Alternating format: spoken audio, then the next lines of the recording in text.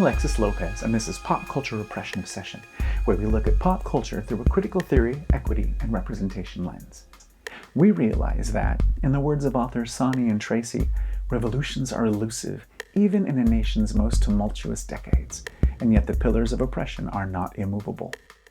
Here at PopCOO, we are trying to budge those pillars, especially the pop culture ones. In this really short episode, we're taking a look at the trailer for Fast and Furious Presents Hobbs and Shaw. And we're going to try to figure out just how white writers Chris Morgan and Drew Pearce putting the term Black Superman into the mouths of two famous men of color serves to further societal oppression.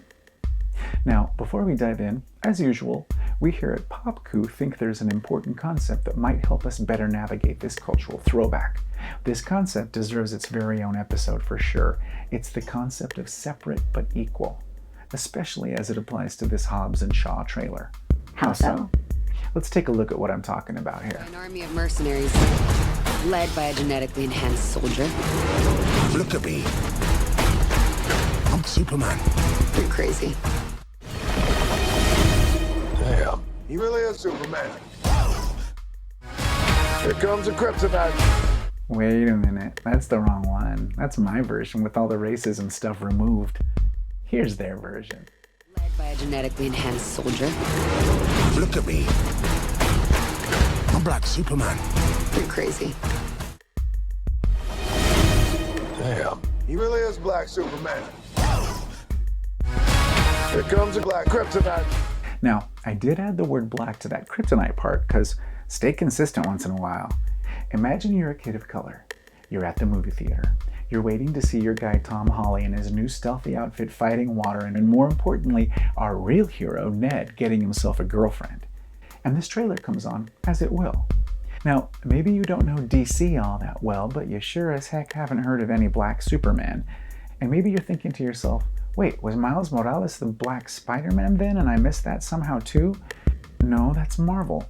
They say they're dedicated to diversity, so does that mean now there's Black Batman too?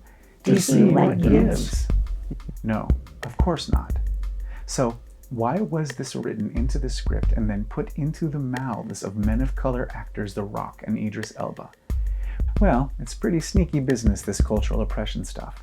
See, these white writers wrote this in a way such that it reinforces the ugly cultural assertion that Superman belongs to the white citizens of the USA, like how Megyn Kelly fought for a white Santa. And by the way, for all you kids watching at home, Santa just is white. And kind of how calling someone white trash presupposes that non-whites are already trash. This shows us just how these writers think and how they position race in their version of the Fast and Furious universe.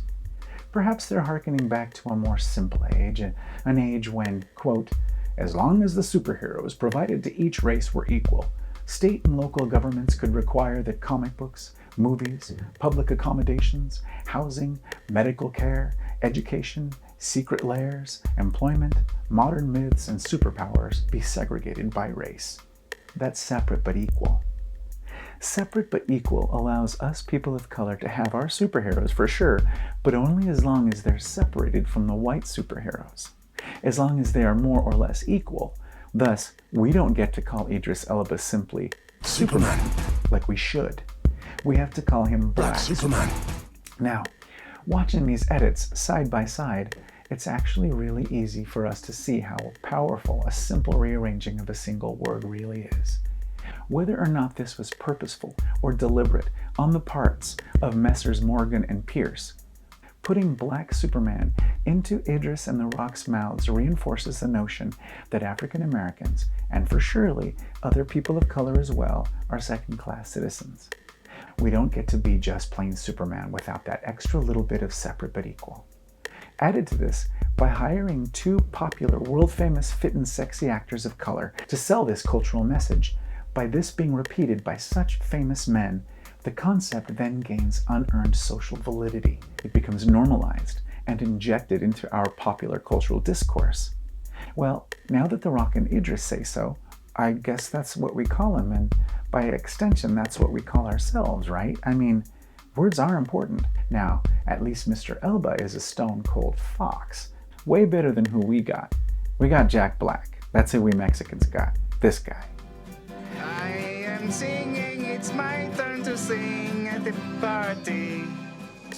If you have an idea for a pop culture critique or want to join us in this endeavor, we need the most many voices we can to show up, to speak up, to act out. Serious. If you watch this and said to yourself, I can get behind what they're trying to accomplish here, then leave us a comment, like this video, and subscribe to our channel. Look for us on all the normal social media places as new ones eat old ones, and what the heck is TikTok? Email us and let's collaborate. See you the next and every time pop culture is used as a weapon against